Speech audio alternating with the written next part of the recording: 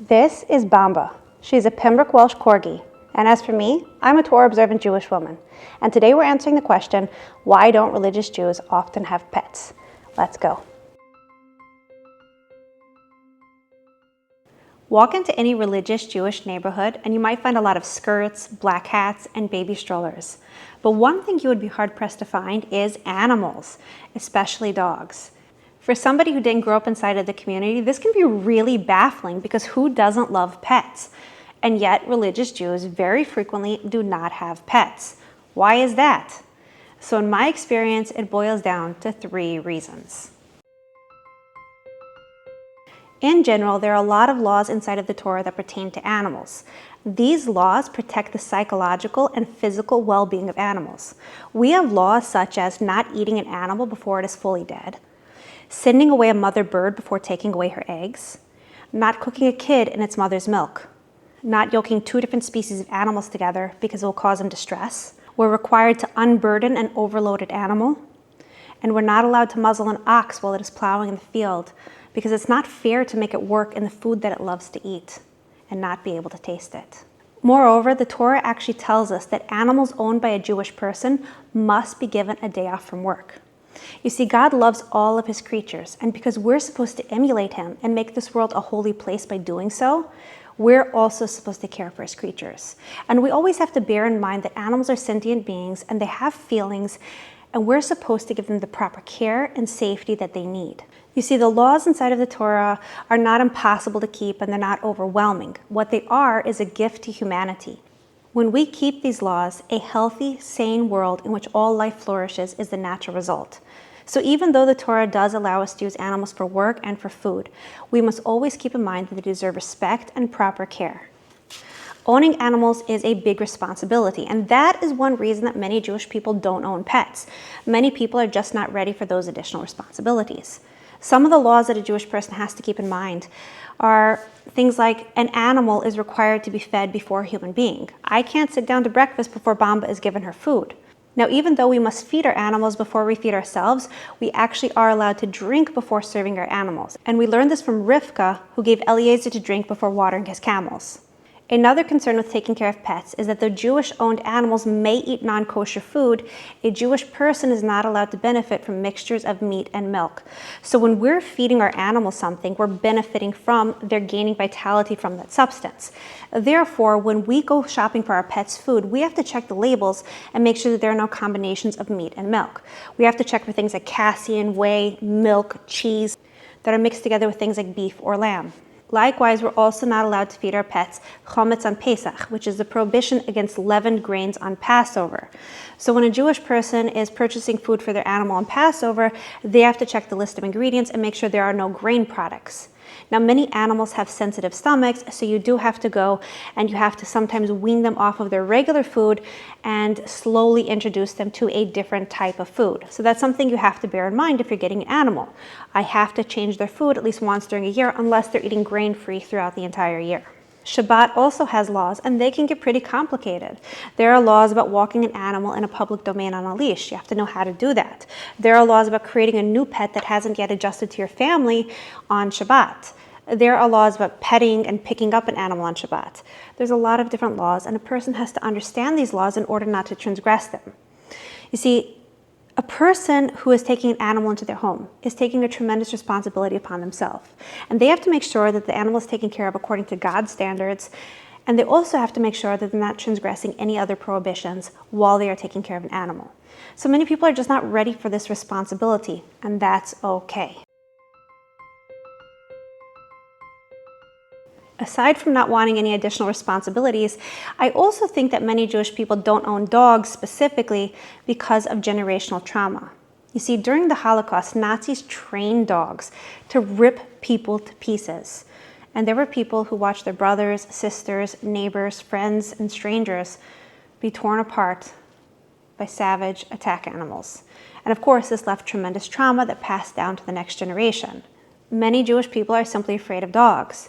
In fact, when I was a teenager, I was once walking to my rabbi's house for a Shabbat meal, and a dog came approaching us. And what did the rabbi do? He ducked behind his wife for protection while I was just sitting there laughing. But so many times I've seen my co-religionists cross to the other side of the street or just become visibly uncomfortable when a dog approaches them. And I think it has a lot to do with his inherited trauma from the Holocaust and simply the lack of exposure. These ingrained fears are real, and such a fear doesn't fade quickly. Here's where we're going to get into more lofty concepts. There is a segment of the Jewish population that doesn't want to have non-kosher animals specifically because they're afraid of the impact that it will have on them and their children. You see, animals such as dogs are very endearing because of their spunk and their vitality, but there's a very thin line between being lively and being out of line. And while an animal certainly isn't wrong for following its natural instincts and being wild or even predatory as needed, human beings don't want to emulate those traits. We want to be refined. So some people say, you know what, let me not have exposure to animals that exhibit predatory traits. That's a personal sensitivity that they have. Now, in that same vein, there are also people who only want to see inherently holy things. So they will not be exposed to animals on a daily basis because they're not inherently holy. This is a spiritual sensitivity, and it is not reflective of Torah law. Inside Torah law, it is definitely permissible for a person to have animals, even non-kosher animals. Throughout history, we've seen the Jewish people have used horses and donkeys for transport of both people and objects. King Solomon imported monkeys and peacocks to the land of Israel. And we know from our sages that Jacob and the 12 tribes actually had dogs that they used to shepherd their flocks. So owning non-kosher animals has always been a thing that is permissible within the Jewish community. That said, there are certain exceptions to the rule. An aggressive dog that scares passerbys is forbidden to be owned. An animal that is not easily domesticated, like a bear or a wolf, is forbidden to be owned as a pet. And pigs are also forbidden to be owned. So if you're a pig farmer and you're Jewish out in Iowa, I would suggest finding a new profession. Something to think about. Unfortunately, there are some religious Jews that are also under the impression that it's forbidden to own, to touch, or even to make blessings in front of a non-kosher animal. But that's simply not true. The only animal that transmits ritual impurity is a carcass of an animal that was not correctly slaughtered. Other animals, as long as they're alive, do not transmit ritual impurity. Now, it must be said that even within communities that are very stringent about not owning non-kosher animals as pets, there are exceptions to the rules. You see, when there's an animal that is serving a human being in some capacity, such as a seeing eye dog, a medical alert dog, or even a dog that's used to relieve loneliness or the effects of trauma, that can definitely be a reason for a person to have an animal. Even great leaders who are stringent in regard to having a simple pet sometimes had animals in a working capacity, such as the Sklena Rebbe, who had a cat to help with a mouse problem, or the Lubavitcher Rebbe, who got a dog in order to make his wife feel more safe when she was home alone. An animal in a working capacity is not the same as just a household pet. And in truth, it's very good for any animal, even one that's considered a pet, to have a job. Animals have to exercise both their mind and their body in order to feel healthy and happy and be productive. Now, because I love dogs, I'm going to go out here and I'm going to throw in a few words about choosing the right dog for your family. It's very important to understand the breed characteristics of whichever dog you're going to bring home. Let's say, for instance, a person likes a Belgian Malinois, but they live a sedentary lifestyle. That would be a terrible, terrible fit. Whereas a person who wants a dog to train with them for a marathon should probably not get a pug or a bulldog. You have to make sure that the dog makes sense for your lifestyle.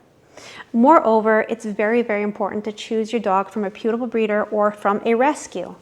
Unfortunately, there's a lot of people out there that simply don't care about the animals that they're breeding, and many times people will buy an animal from a puppy mill without even knowing it. Puppy mills are places of tremendous abuse. So when you're looking for a breeder, you want to make sure that you can see the mother, you can see the living conditions. They're not running some kind of scam. If they're offering to transport the animal from a distance, there's a question about them. Do you know if other people have purchased dogs from there? Have these dogs undergone hereditary illness testing? Does the breeder take time to answer your calls? Are they sending you videos of the animal progressing as they're developmenting before you pick them up? Are they sending the animal home before 10 weeks? You want to understand what you're getting yourself into, and you want to make sure that your dog is being purchased from somebody who's being ethical and taking care of the animal life. Now, that said, I also want to point out that when it comes to the livestock industry, I think we can do much better. I don't have much of a platform to be able to drastically change the entire industry. But I do think that we can do better. And as people move towards accepting God's laws upon themselves, I hope that a greater sensitivity will develop towards taking care of animals. Animals should not be being overfed. They should not be chained in solitary confinement. They should not be squished in unsanitary places with no room to move. They should not be allowed to fester with bacterial infections. Animals have feelings, and we need to treat them with care and dignity. Again, I don't have massive pull out in the livestock industry, but the one thing that I can do is I can change my corner of the world, and I can make sure that my animal, my bamba, is properly taken care of. Because a person has to know that when you bring an animal into your life, it is a very, very big deal. And if you choose to do so, you have to make sure that you have the ability to care for that animal as God requires. That means taking proper care of the animal's health and well-being, and being careful not to transgress any other laws. This physical world is full of godly potential, and even taking care of your animals can be an exercise in holiness.